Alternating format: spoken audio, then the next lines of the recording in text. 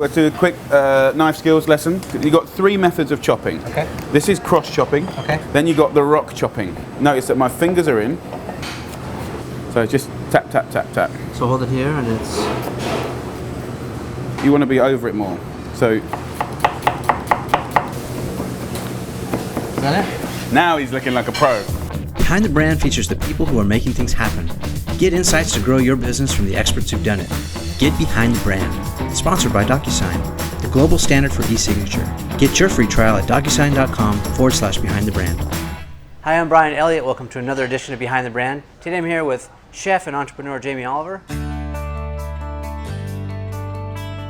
Hi guys, Jamie Oliver here. Hope you're well. Okay, I'm so excited that Jamie Oliver at Home is finally in the US We've got an amazing team there, brilliant consultants, and we're really excited to share with you the beautiful things that we're doing. That's the products, the recipes, the community that we bring together, and of course, at the heart of our business is better food for a better life. Jamie, welcome to the show. How you doing? Nice to meet you. Thanks for having me on. I've been a fan for a long time. You like to cook? I do. I like to eat more, but I'm very interested in cooking. But I'd like to ask you first, and ask all my guests, how'd you get this job? Well, when I was a young boy, about 8 years old, all my friends started getting pocket money. So I went up to my dad, and we lived in a pub restaurant. So he grew up in a family business, and I said, Dad, can I have some pocket money like all my other friends? And he said, no. He said, you can earn it. And from that day on, I've been earning, you know, started off on $1 an hour, sort of bottling up, which is replacing all the bottles in the bar and then putting them into the recycling things and then cleaning the toilets. And then in England we call, they used to smoke a lot in pubs, and I used to have to go and pick up the fag butts, but that always got me into a lot of trouble in America because fag butts means something else. Up the chimneys, in the bins, burning boxes. You did all the dirty work. Yeah, and then I was in the wash up. I was about 10 years old, and I just really wanted to be with all the dudes and all the men, having the fun, and that was in the kitchen. And since then, I never looked back. And so yeah, got the job from my dad. Did you go through formal training? Like, you know, did you go to culinary school? And by the time I was 16, I'd done 6 years of summer holidays and weekends and busy times of the year. I'd already rotated around the kitchen several times. Yeah. I could already make puff pastry, short crust pastry, Italian meringue, French meringue, fresh pasta. I mean, to be honest, without sort of sounding like a show-off, which it sounds like I'm showing off, I'm not, because I was rubbish at school. But cooking was my thing, and by the time, you know, the beautiful thing for me was from 10 to 16, you know, kids learn so quickly. Kids are so agile. You know, if you think about kids on BMXs or snowboarding or skiing, you know, they're no mugs, do you know what I mean? So what's the difference between that and a pot and a pan and a knife? yeah, as long as you have passion, right? Yeah, passion, process, control, restraint, good mentoring. You know, when I started off chopping, I mean, you know, we just did some knife skills. Yeah. I was as fast and proficient at chopping at 11 as I am to this day. Wow. And I used to stand on a beer crate to be high enough to do it. But yeah, I just love it and never look back. And the worse I got at school, in a way, it kind of just made me try even harder at cooking, because it was kind of my saviour, really. So how did you transition from, you know, being someone who makes great food to sort of celebrity status, getting to TV and doing your thing? How did you get discovered? Well, it wasn't intentional. I didn't want to get on TV. I think the worst people are the ones that want to get on TV. Mm-hmm. I think, you know, you just have to be in a position where you're working somewhere of interest and things should just happen. You know, and I think that's the best way to look at it. For me personally, I was called in on a day when someone was off sick. I was covering a particularly exciting part of the kitchen, which was called Hots 2, which was like the fritto misto, the risotto, the pasta, and the slow cooked meats. So I had really quick cooking stuff that would start and finish in a commercial kitchen in 1.5 minutes. Yeah. So it's very colourful, very quick, and a kind of a TV maker's dream. Sure. And there was a film crew there that night doing a documentary about the restaurant that we worked in, which was called the River Cafe, which is, you know, probably one of the most famous restaurants in England. And anyway, fast forward 6 months, you know, they filmed everyone. It wasn't just me, they filmed everyone. Yeah, but right place, right time, right? Yeah, totally. And I wasn't even supposed to be on that night. But 6 months later, they broadcast the show, and I was all over it. The phone call started the next day, and they're like, who's this kid? And I'd made this fairly technically challenging pasta called a rotolo, where you make a big sheet of pasta and fill it with spinach, braised spinach and ricotta and roll it all up. And you know, so they were kind of. I was a baby. Yeah. I was technically pretty good, but I was a baby. I was 20 years old. Yeah, but like a savant. I mean, you're a natural. Well, I guess everyone always said I looked like a baby, but I had old man's hands, you know, and I got big old butcher's hands, you know. And I think when you've been doing stuff for 10 years, whether you're 10 to 20 or 20 to 30 or 30 to 40, like the way you hold stuff and the way you do stuff and the sort of economies of movement, and you just don't muck about. When you're a novice and you're sort of like all over. Like I was in there. Yeah. Well, a bit awkward. It's you know what I mean? So I guess that was my USP, like young and could cook and it all, the Naked Chef was born really, and there's been a lot of luck on the way, but I've worked really hard and sort of tried to go. I got kind of pretty bored of the celeb-y stuff and the structure of it and the papers and the media. I got pretty bored of it and very cynical about it quite early. So about 3-4 years in, I started to realise it was about what I said no to that became more important than what I said yes to. You know, I want to underscore what you just said. You know, a lot of people watch this show, they're entrepreneurs. They have their own business. And whether it's, you know, food related or otherwise, that's what you just said is gold.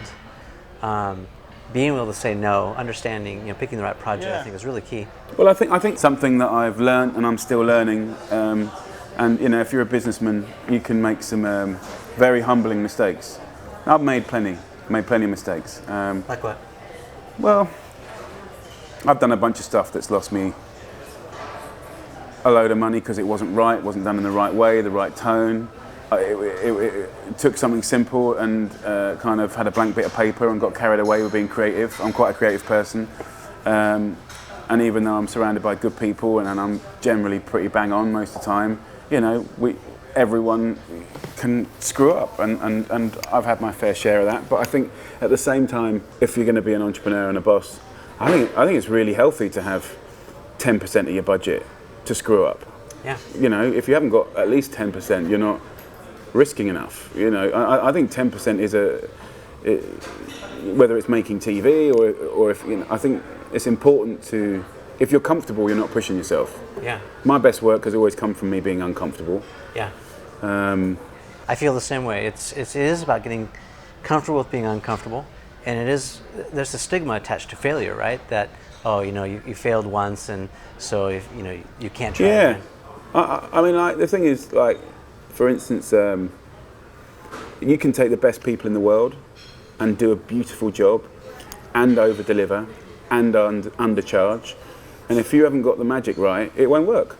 Yeah. And I've done that. And it's very humbling, and it's good. It means you have to really focus on just simplicity and not get even when you're a known brand, and even if you over deliver on all the boxes, you can still get it wrong because you just got it. It's not quite right. It's not sitting right with the public. So, you know, I think at the same time, in the last 5 years, you know, I've created 8,000 jobs and opened 40 restaurants and managed to sort of float the ship in a fairly successful direction. But it's been incredibly hard. Let's talk about that. So you've now created this platform. Talk to me about some of the businesses that you've done and some of the good that you're doing. I know you're doing a lot of work with kids, and you're trying to change the way we think about food. Yeah, I mean, I think the funny sort of thing is I'm interested in anything that helps to celebrate food and make learning about food more accessible. So that means there's a very wide spectrum of things that I could be offered or start myself. Sure. I think, and some I should do and some I shouldn't do, but I think what we try and do is, I started a charity about 12 years ago, and I sort of worked out even though I still run it, I worked out pretty quickly that I don't really like the structure of charity.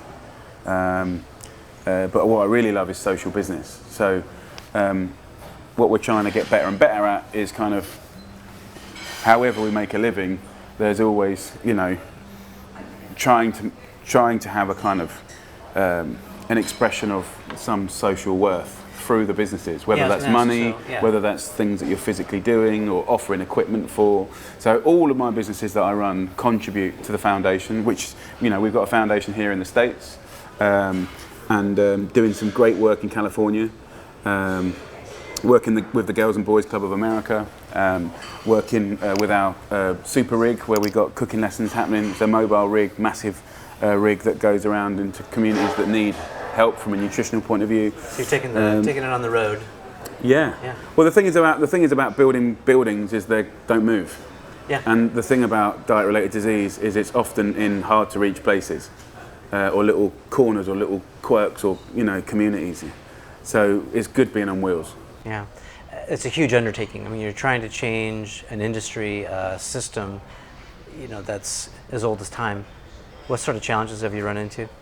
Oh, everything, really. I mean, I think it's the politics of it hasn't gotten in your way, or? Oh yeah, everything. I mean, I think ultimately, if you're trying to reduce, if you're trying to get people to buy local and buy fresh food, and remind them that it can be cheaper than buying junk food, which it is. Everyone keeps saying, "No, it's not cheaper." I mean, if there's just one of you, yeah, then I'm sure going to the junk food is cheaper. But if you're two or a family of four, it's way cheaper to cook fresh than it is to buy junk. Yeah. And you know, the thing is, if you're trying to reduce salt, fat, and sugar, then you're coming up against all the biggest brands in the world. So yeah, we've had our fair share of, you know, bumps and fights. But I think, you know, the way I look at it is we're kind of we're provocateurs, we're agitators. I think all I try and do is keep talking about how great food is, and how it's good for your soul, your health, for your family. It's social, it's empowering, it gives you confidence. You know, whether it's for a restaurant or, you know, the truck that moves around, or we have these centres in towns around the world, Australia, England, America, where the community comes in. It does make a difference. And then obviously through the documentaries that I make, you know, you're able to tell lots of different stories. So whether it's, you know, getting pink slime removed from McDonald's burgers, which was sort of something that we launched on the Food Revolution show on ABC, and then all the other brands followed. How important is new technology to getting the message out? You're big on community. Talk about some of the social platforms that you use, like Instagram, Facebook, Twitter. How are you utilizing new media to get your message out, to build your platform, to build your community?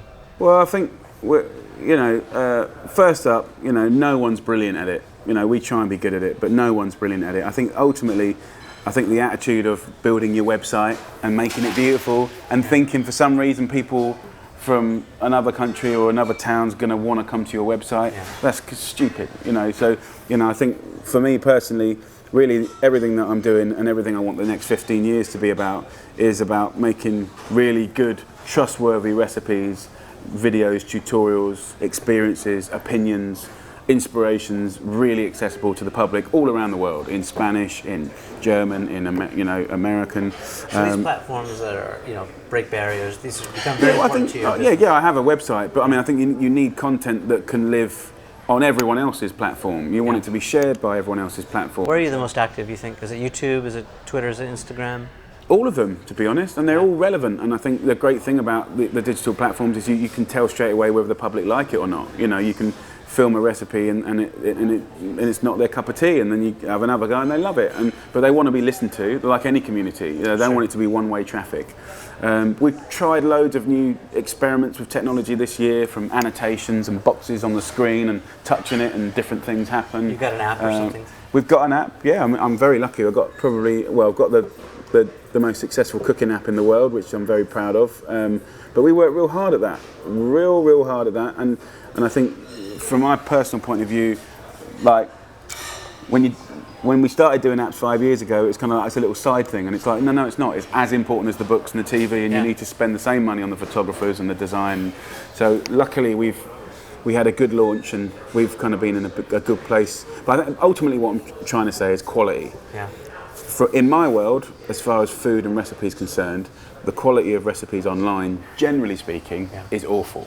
It's an important statement. It's a massive mess. And are you the production value that you're spending on it? Is it high, or are you not caring about the production value? No. It's budgets are at an all-time squeeze. It's tougher than ever. But I think as technology, evolves, as you can buy, lovely Canon 5Ds and put your own lights up like that, and you get some really clever little 21-year-old out of college that's not going to cost you an arm and a leg because he's very good at certain things but not good at everything. As I think as technology and teams come together, you can actually create not just beautiful content with depth of field and crispness and grades beautifully, but also you can because you've got no budget really, it's stuff that's off the hook. It's quite immediate, and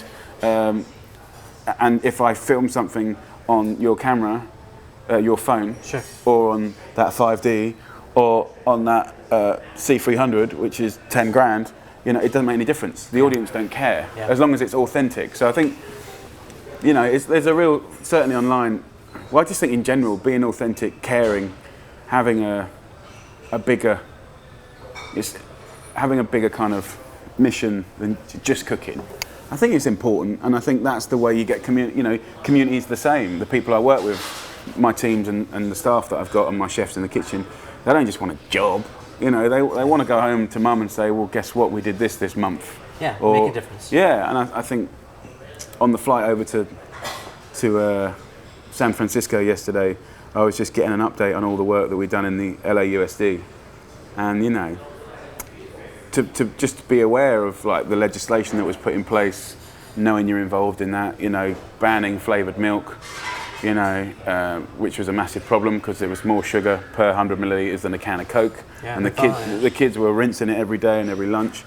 So more veggies being used, 80% of the whole district complying with the new nutritional standards and going beyond. Amazing. So that's the stuff that really makes you tick at the end of the day. The food world's a very big but beautiful world, and there's some really, really beautiful people in it. In this city particular, California particularly, there's some of the best practices in the world, some of the best cooks in the world. But also, when you've got an industry as big as the arms industry or the oil industry, there's some horrible, filthy cowboys out there as well. Well, I think the message is that you can take on something that seems impossible and make change. One person, it just takes one person, right? Well, I think having done it for 10 years, I think as a younger man, I was like, right, boom, set off a bomb, do a documentary, scream, tell a story. Yes, you know what, that can work. It can work, and I've done that as well. But I think also just being relentless. Yeah, and all the things you put into place. And having a community where other people are relentless. Yeah. That agitation does have the capacity to really make change. And actually, instead of, us humans, we love to sort of see stuff in an hour, in a day, in a week. And actually, once you sort of like forget that and think 6 months, 5 years, 10 years. Yeah, as long as you're consistent and you keep amping up the mission, I think really anything is perfect. And I guess the thing that makes big business or the big guys vulnerable is that if you are big and if you have got a lot to lose, you're always trying to protect the business 5 or 10 years down the road, which is a good pressure because theoretically it should make them have to care about the stuff that the small guys care about, whether it's ethics, welfare, the planet. So it's when I was a lot younger, I was a lot more gung-ho, and I kind of like that, but I think I'm a bit more grown up and philosophical now, and you can get stuff done. Well, we've been spending a few minutes with chef and entrepreneur Jamie Oliver. Jamie, thanks so much for being part of the show. Pleasure. Much continued success in what you're doing. Thank you very much. Nice to meet you. Likewise. Good luck, and good luck on the knife skills. Thank you, I will. This Behind the Brand episode is brought to you by DocuSign, the global standard for e-signature. Get your free trial at DocuSign.com/behindthebrand.